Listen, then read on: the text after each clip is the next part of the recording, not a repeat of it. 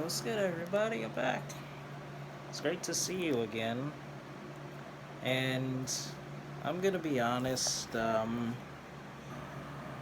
got two really bad thorns in my flesh that have I don't know, caused me to be sorrowful and despair at life at times. So one is rejection. I have a really bad problem with rejection. And the other one is fear. Like, I have really bad, crippling fear, especially fear of the future. The unknown and all that, it really terrifies me. Especially when it's you have no idea, what's ahead. And everything looks scary. You find yourself in a scary situation. You don't know what's ahead, and you don't know what to do at that point.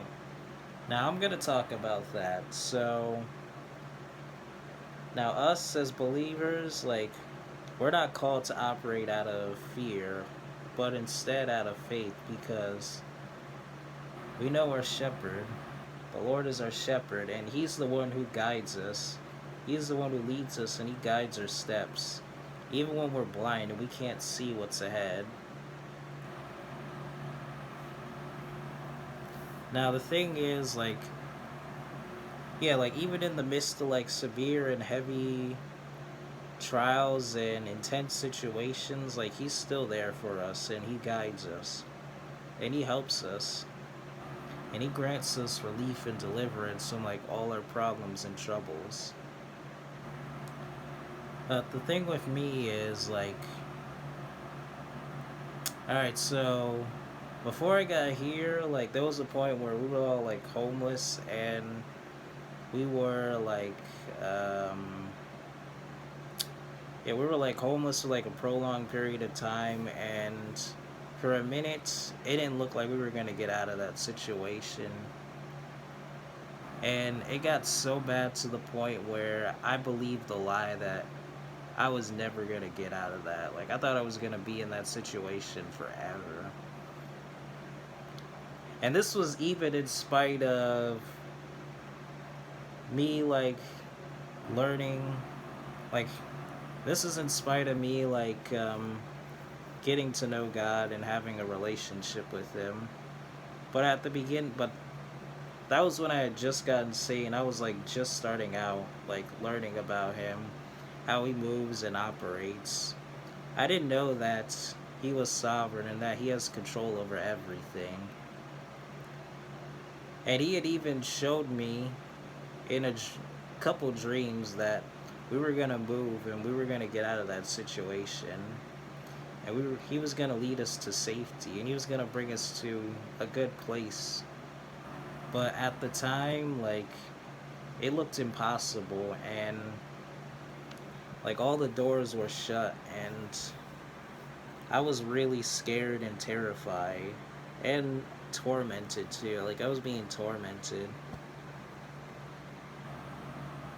And and on top of that too, I was looking at the situation and circumstances every day. Every day it was instilling fear in me. It was instilling more fear in my heart and causing me to be fearful and start operating out of fear. And yeah, like I said, even in spite of what God showed me, it was I was still afraid, and I didn't know how He worked, or that He was capable of bringing us out, or that He was a promise keeper, and that anything He says, He will do. Even if it doesn't happen right away, it's just for an opportune time, a set time, that when we reach that set time, it's God's hand moves and nobody can hold Him back. I didn't understand that at the time, but that's how He works. It's when God promises something, sure, it could be in the immediate sense, but it could also be in a distant future or in the future. It won't happen right away, but best believe He will do it. In His right time, He will do what He says, and none can hold Him back. But in the meantime, you're just partnering with him to have faith and to be patient and to hope for what you don't, hope for what you can't see yet. Even if it looks impossible, or even if it's something that makes absolutely no sense. But it's like faith. Faith is trusting God. Like, instead of being so filled with fear, we need to be filled with faith. I need to be filled with faith. I need to increase my faith and not be terrified of the future.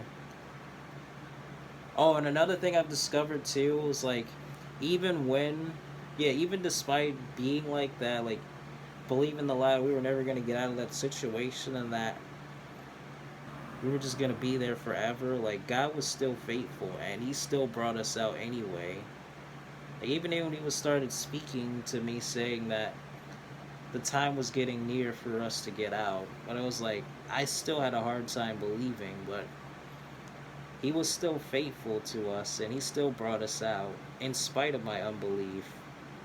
That's the wonderful thing about God. Like, it doesn't matter whether you're filled with fear or whether you're like confused or you don't know. It's like your doubt and your fear, like, it cannot stop God. It cannot thwart His plans to like do what He set out for us. Like, when He promises to do something, He's gonna do it, man, and nobody can stop Him. Especially when it's like His opportune time, when he deems it the right moment. It's like, in that moment, He's gonna do it, and none can hold Him back. It's like you can't change the direction of the wind that He's already set in motion to go.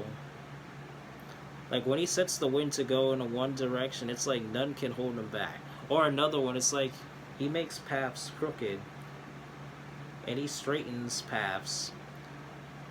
Who can make crooked what He is straightened? And who can straighten what He's made crooked? Another one is He opens doors that no man can open. No, He opens doors that no one can shut. And He closes doors that no one can open. It's like, when He wants to open a door, nobody can stop Him from opening that door. And when He wants to close a door, nobody can stop from closing. When He wants to open a door, nobody can stop Him from opening that door. And when He wants to shut a door, nobody can stop Him from keeping that door shut or shutting that door.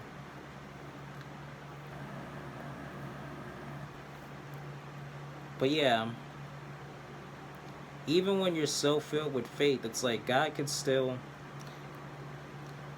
in His grace and in His sovereignty, He's still able to do what He set out to do. It's like,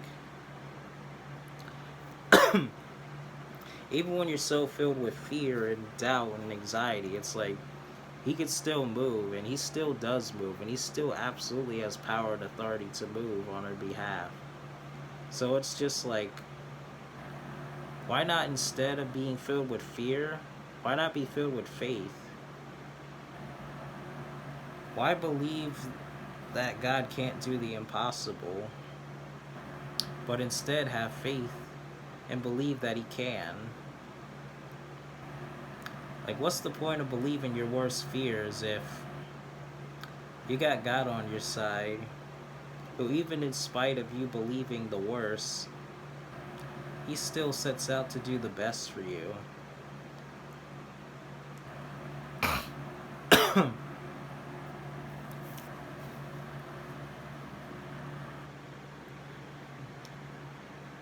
Oh, and the other one was rejection, too.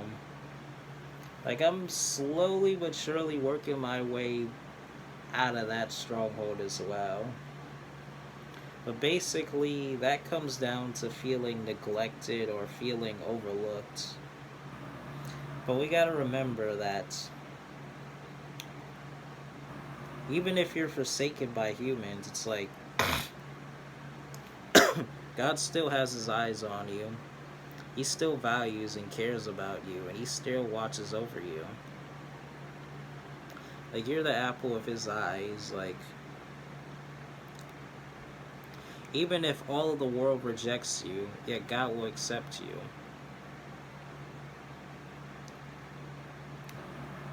His arms are open to everybody. He doesn't reject anybody. He accepts all of you.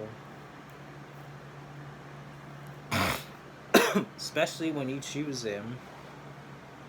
And even when you don't know him, he'll still choose you. And he'll still accept you.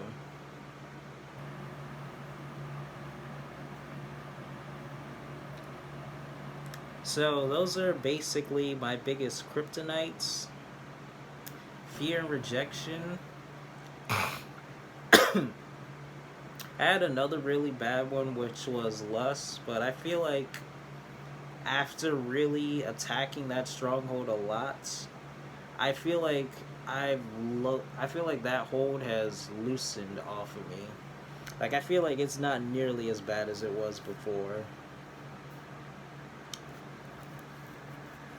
And on top of that too, I discovered that that wasn't even the main stronghold that was keeping me in bondage. Like, that was just like that just came as a result of the other two kryptonites I was talking about, like fear and rejection. Those two strongholds created the stronghold of lust. It's like after dealing with that, the only thing left was just the things that were guarding it, or the things that came after it. So after you got rid of lust, it was like the only things left was like fear and rejection, and now that's what I need to attack and go after. Alright, that's it for me. I'm gonna head out. Peace in Jesus' name. Take care. Spidey out.